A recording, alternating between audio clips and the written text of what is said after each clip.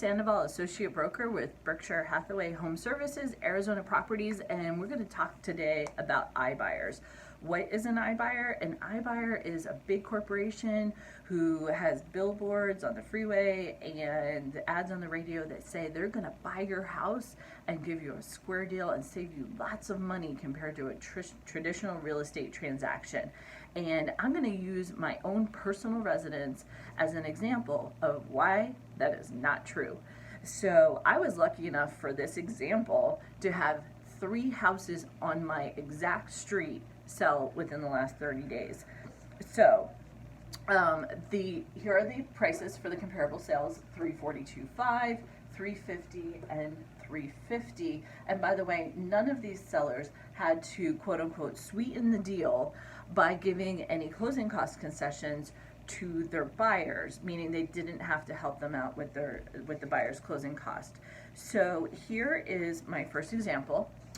This is from a company who has recently started purchasing homes in the Valley, which is Zillow. We've all gotten a Zestimate in our email, and it says that they value my house at approximately $283,000. Oh, and by the way, they give themselves a margin of error of 5%. So you can see that there could be a big range in the value. So the next example is a postcard that I got in the mail. You can see my name right here. And they offer between $229,000 and $270,000 for my house. We're not even into the threes yet. So last but not least is this one. You probably recognize the name. Here's my property, and they're saying between $252,000 and $308,000. And by the way, the 2 examples that they give for their comparable sales, one closed a year ago, one closed a year and a half ago, and is on the quote-unquote bad side of the neighborhood. If you want to know what that means, give me a private message and I'll let you know.